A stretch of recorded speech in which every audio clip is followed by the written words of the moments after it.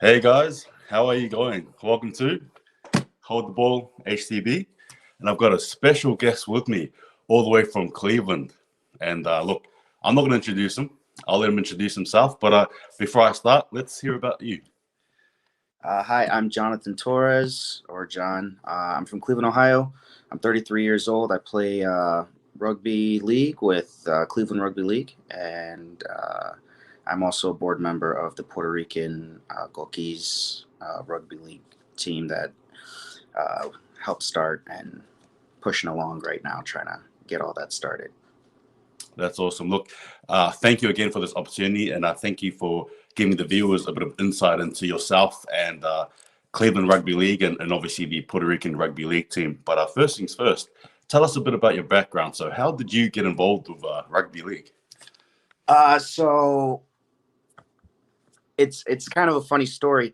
I had looked up rugby. I met a guy at a gym he played rugby union, and Yeah.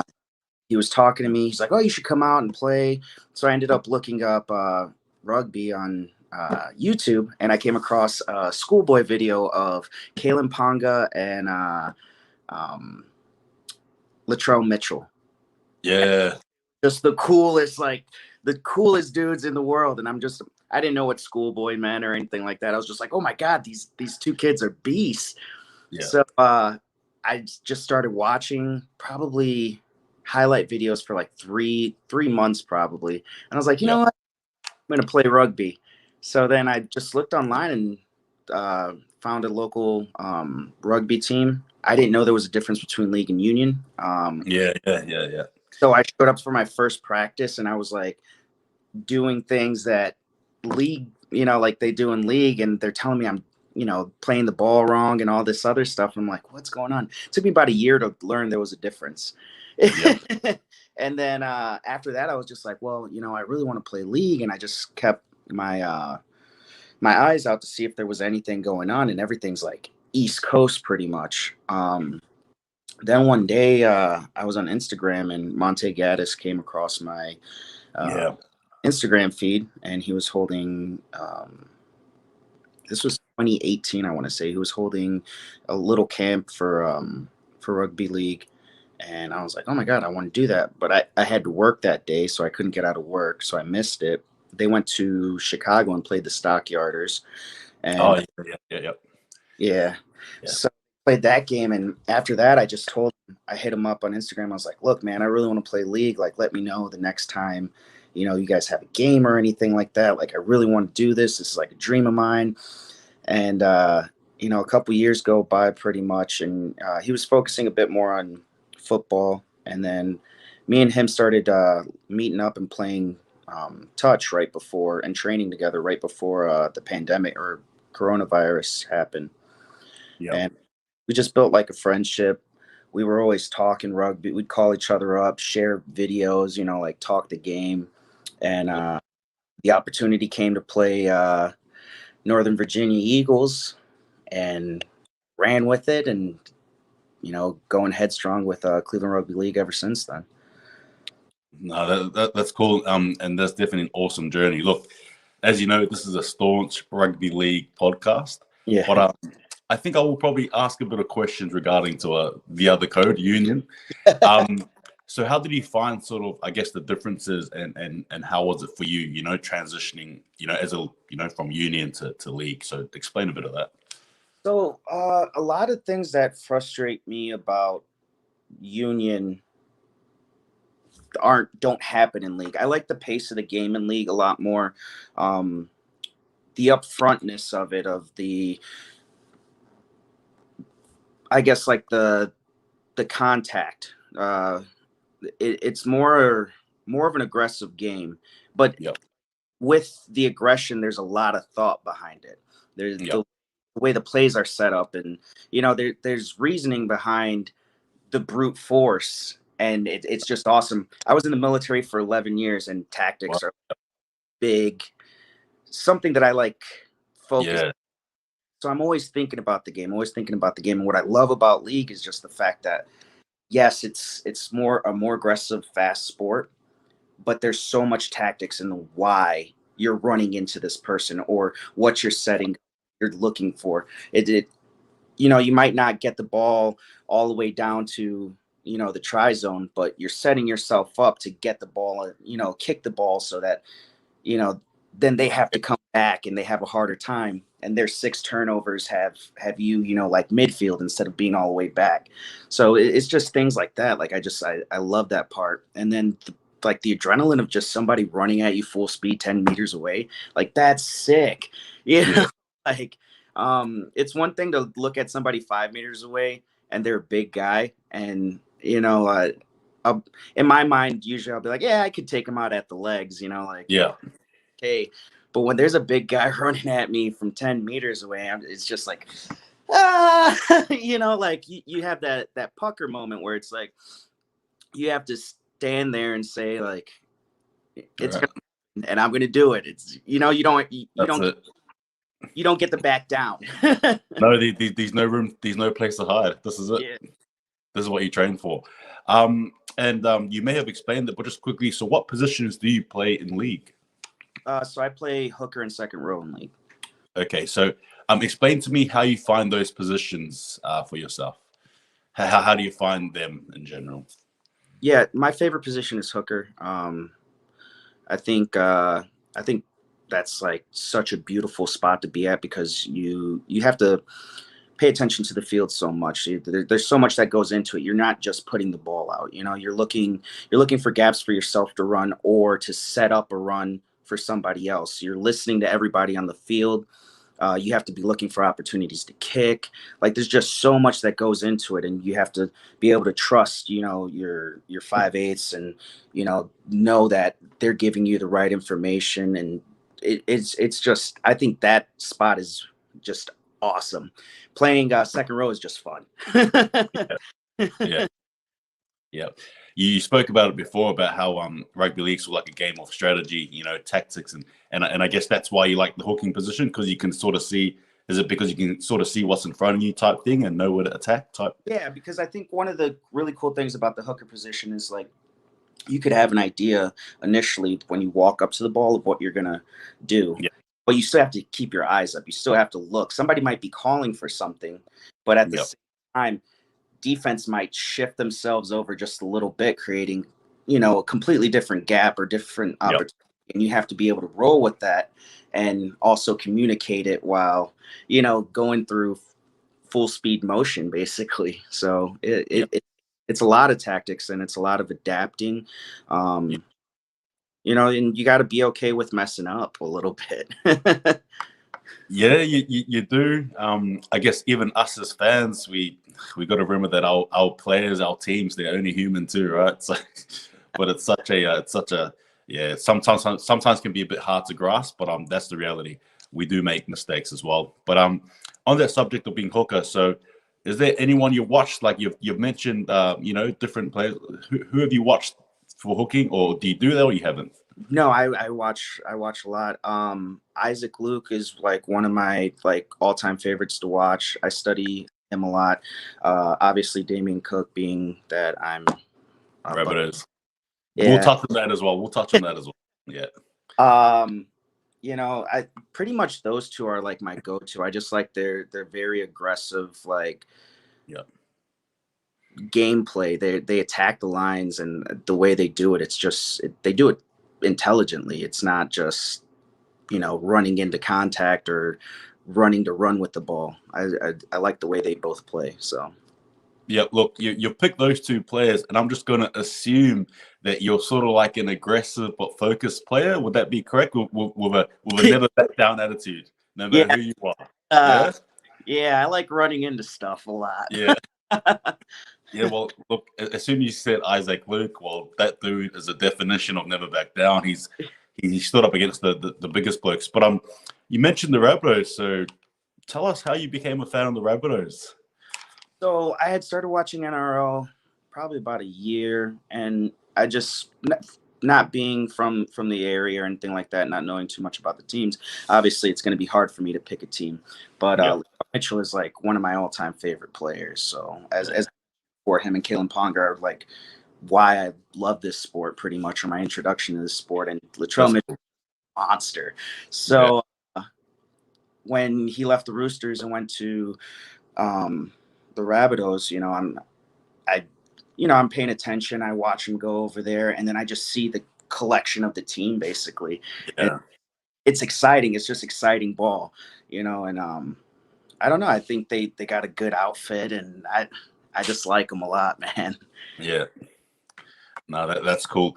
And I guess just quickly as well. So you mentioned Cleveland Rugby League. So do you mind telling us sort of, about the atmosphere of Cleveland Rugby League and sort of like the history and all that stuff, if you can? Yeah, sure. So Cleveland Rugby League started in 2018. Monte Gaddis started it. He had played across the waters a bit. I think Shawcross Sharks Yeah.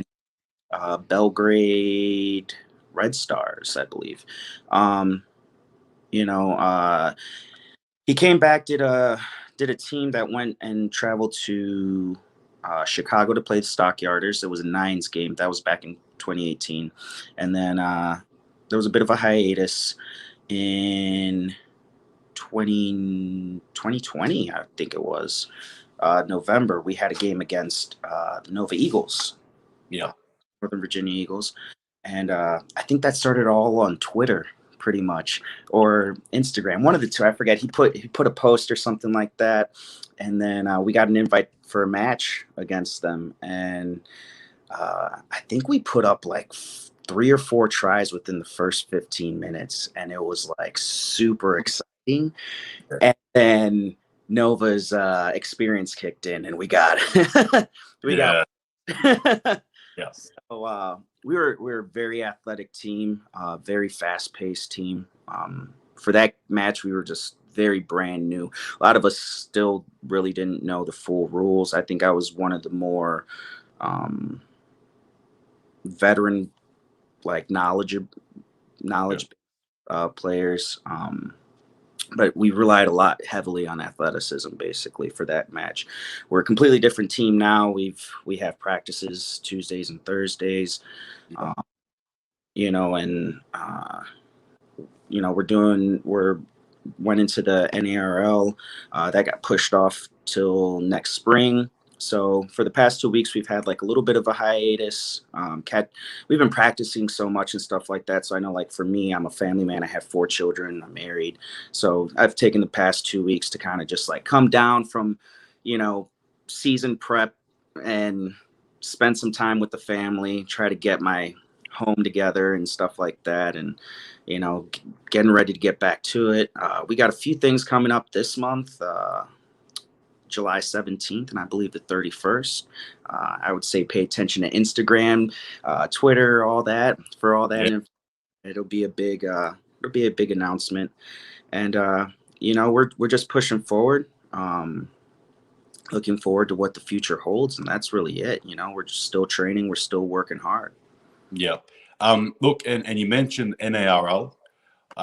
What is sort of like the general feel of what's happened? You guys, obviously, you mentioned you guys are training well, so obviously the focus is forward, right? Yeah. So the focus is forward. Obviously, it takes a lot to prep for a season. So you put a lot of emotion, a lot of heart Absolutely. into those things, and obviously, it's going to feel like a little bit of a crash, but it's just pushed off to a later start date, and we're just plugging away, ready for it, or whatever comes our way. That's really it. That's all. This team I don't think is going to stop. Yeah. Going forward. That's really it. Yeah, no, understood. You guys definitely have a massive following on social media in general. The Cleveland Rugby League team, a lot of people are definitely behind you guys, and I guess the general sort of feel is that we hope you guys are back on the field again. Sort of doing what you guys do, and we appreciate the social media engagement, which we think is really important. You guys definitely do a good job of it as well, and you too as well. So, kudos to you guys for that. And I guess just quickly as well, around just one more question with the Cleveland Rugby League. What's it sort of like in Cleveland? What's the atmosphere there? How are people sort of feeling? Because obviously we've got the basketball teams, right? You got the football teams, big names. Everyone in the world knows them. How is Cleveland Rugby League sort of fitting into that in terms of other people? So we've gathered a pretty good following in the city. Unfortunately, I mean, rugby union and rugby league, they're both, to the most common man, it's not really well known.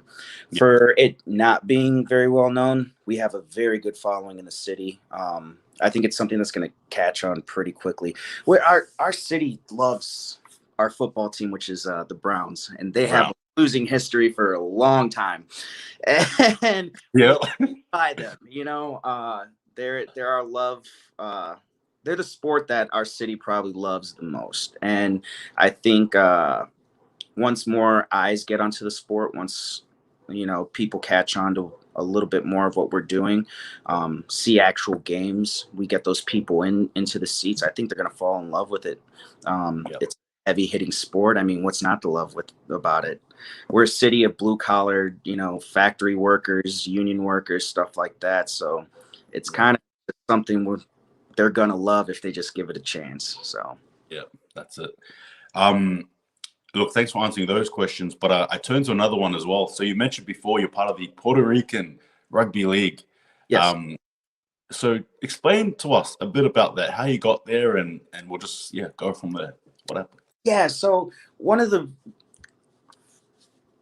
things about like rugby. So I guess what it comes down to is I have to start at this point. Yeah. My family all moved to Florida, and I had only one aunt that was left up here, and unfortunately, she passed away this past November. And um, being Puerto Rican, I grew up on the island, moved back here when I was like 12, 13 years old, something like that. And culturally, there is a large Puerto Rican presence, but um, there's moments of loneliness in not feeling culturally bound to something, and with all my family leaving, rugby kind of became my family. But obviously, like I can't celebrate my culture necessarily within the sport the way that feels comfortable for me in Yeah. some. Yeah. So another gentleman, Tone Rodriguez. He's up in New York. Me and him had linked up through Chris Reed. He helped us put this together. More so with Tone, I came along in a later time period, but it's just something that means something to us because we go to these rugby teams, and a lot of the times, we're the only Puerto Rican or something like that, or the only minority on the team, and it gives us a chance to be with our culture, Yeah. celebrate the sport, you know, and bring a little bit of ourselves to it, because that's really what it's about, is finding yourself in the sport. And it just gives us an opportunity to do that, and reach out to other brothers, and you know everybody come together collectively, and show what our island, what our heritage really has. And it's just a beautiful thing. It's a great opportunity. Yeah. So obviously, that's sort of like the coming together. So now, what does that sort of involve right now? So you're a board member. What's happening at the moment in regards to Puerto Rican Rugby League and so on? So right now, what's going on is we are working to be recognized by the IRL, which Okay. Yeah. Okay. steps to that. First, we have to have a few matches. So we have a match that's set up for February 5th against Roots Rugby, and that's going to be in Florida. So that's February 5th, 2022. Yeah. Process right now of finding a field down there, things like that. We're currently running a fundraiser where we're selling merch, our team jersey, tank tops, shorts, stuff like that, and that's Okay. money so that we can get a field, help with some of the travel expenses, some things like that. Yeah. Because unfortunately, since a lot of our players, they're all across the United States basically, because there's a lot of people left the island for better opportunities and things like that. So for us to come together, we have to find a place where we can all meet. Florida is a very convenient place because there's a very high population of Puerto Ricans there. So it's just we're in that process of just getting everything together. It's all coming together well, smoothly right now, and the ultimate goal is to be recognized by the IRL and get other national matches. Yeah. So and you just mentioned the Roots. Are they like an American team? Of Can you explain? Do you know much about the Roots? Right. Yeah. Roots is a really cool thing. Roots started as representation of African Americans in the sport of rugby and rugby league. So Oh. they Yep. play Yep. roads. Very talented players, like really great players. So it's a pretty exciting game that we're going to be playing. There, a lot of these guys and girls, they play at some of the highest levels within the U.S. and they reach out, have a roster, um, and it's called Roots Rugby because either African American or African American related, and they create a roster and they put matches together. They've gone to London for the London Nines. Yeah. Okay. Yeah, I remember that. Yep. Yeah, they're a really good team, so it's exciting. No, that's cool. And just back on Puerto Rico. So, what are your thoughts on international rugby league as a whole, from your perspective? From my perspective, I think they could do a little bit of a better job of being more inclusive or making it easier to be inclusive. There's a lot of hoops to jump in or jump through to, get recognized. I'm sure it's for reasons, but I think for the game to grow and expand, there has to be some type of little bit of an olive branch there where it's a Gotcha. little easier process. But aside from that, I mean, some of the most exciting matches, you Yeah. know, some of your best players from each country coming together. And I really hope one day I can do that. Look, oh man, it'll be cool to watch you play, man. That'll be great, and it'll be just an awesome thing. And look, just on that, just one last question as well. Puerto Rican Rugby League. Say you were eligible, right? I mean, I'm assuming you're eligible to play for America and Puerto Rico. Yes, yeah. You got a contract. It's placed in front of you. America or Puerto Rico? Who would you choose and why? I go with my island every time. Yep. Yep. And obviously that's because of just proud of where you come from and stuff like that. Of course, yeah. Puerto Rico's home for me. Yep. I'd pick it every time. Yeah. Oh, that's awesome. Well, I guess I'll just ask you one last thing as well. First and foremost, again, thank you again for today and this opportunity. But yeah, look, what are your thoughts on so you're watching the NRL this week yourself? No, I actually took like a 2-week break from just That's right. Yeah. Yeah. So I'm gonna catch up on everything. Yeah. When you get back. Cool. Yeah. Probably Awesome. this weekend, actually, because now I'm super excited about after talking rugby league. But yeah, I'm gonna catch up on everything. I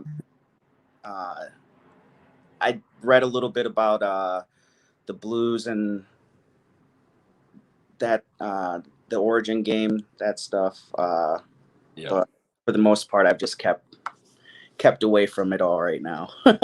Yeah, that's cool. Where can we find you on social media? So what places to follow you? So I am on Twitter and I am on Instagram. Road to Rugby 13. That's road _to _rugby _13. That's both. And yeah, it's I try to on Instagram.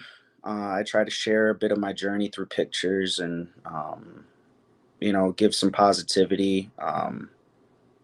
Because I always tell kids, I coach rugby as well. It obviously union because there's no high school league teams here. So I coach these kids, and the opportunity to become pro came to me, and I was not expecting it. It's not anything I ever thought would ever occur to me. and I was working towards playing league for the whole time. So it's like I started Road to Rugby 13 to 13, meaning, Yeah. league. And everybody always asked me, like, what was the 13 about? They thought I was talking a position number or something like that. And I'm like, no, it's like a goal I have in mind that I'm working towards. So I have all these videos of working out and stuff like that, and all the time and sweat that I put into Yeah. playing league. And then for it to turn into the opportunity to play professionally in the US, it was just like mind blowing. It was like the day I found out, I just stopped. Like I just like sat there, told my wife. Actually, I didn't tell my wife for an entire 2 days. I really just because I didn't believe it. I thought I don't know. It was a crazy experience, and I just sat there. I remember sitting there with my by myself and just like, holy crap, this is happening. But what I was saying is I started that page as kind of like to show the younger kids, like, work towards something that you want. I think a lot of times people get caught up nowadays where it's especially with the internet, it's everything's instant gratification. It's almost like you're almost expected to have something. Yeah. And I think people forget sometimes that you have to put in a lot of work, and you have to hear a lot of no's, and there's sad moments, and I share those sad moments on Instagram, on Yeah. because it's the reality of what it is, but it's what you do with it afterwards that really counts, and you have to be able to bounce back. And just sharing that journey, I hope maybe it'll inspire somebody, and shed some positivity in the world. You're definitely doing your bit, and you're definitely inspiring people. Don't you don't forget that part. You definitely are. And I guess for your sake and the others involved, without trying to get too deeply, I hope the NARL does, run up and move forward. Especially, these going to be keen viewers as well. They're definitely people who want this to work. So we'll just see what happens there. But definitely, for your sake and everyone else, we definitely hope it does. It'll be great to see you out there, man, on pro. I know this guy, I know this guy now. I interviewed him, you know what I mean? So the MVP, I interviewed him, you know what I mean? So it'll be cool to say that. But look, thanks again for this interview. And just quickly, any sort of last words or you? Yeah. Question for you. Yep. So I saw that you are doing a lot of stuff for California Rugby League. Yeah.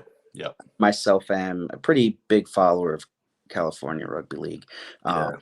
What team is do you support? All right. So purely because I have family in that place, I support the San Francisco Savage personally. In saying that though, I won't lie, I'm definitely looking at other teams as well. I'm sort of like a like a kid at a candy shop. You know what I mean? There's this one here, there's that one there, there's so many different things you can grab. But for the time being, it's definitely the Savage. And I definitely enjoy sort of watching them grow, and it's great. And I think in general, just more rugby league, the better, especially in America. That's personally what I think. Personally, the more rugby league, the better. The more we can watch, especially in America and in North America. Awesome, So yeah, thanks for that question. You definitely pulled that one on me. So, no, thank you. The supporter of the Savage as well. I saw a match randomly, and Sam. I'm gonna mess up his last name, and I apologize, but it's Tailala, I think. Yep. He goes and just like completely just destroys this dude on the field.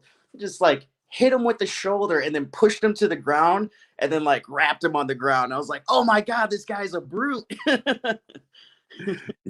No, look, rugby league is a tough sport, honestly, and it's no matter where you play it, it's a tough sport. You know what I mean? Like, there's no level of toughness. It is just tough when you play it. Yeah. That's what I think.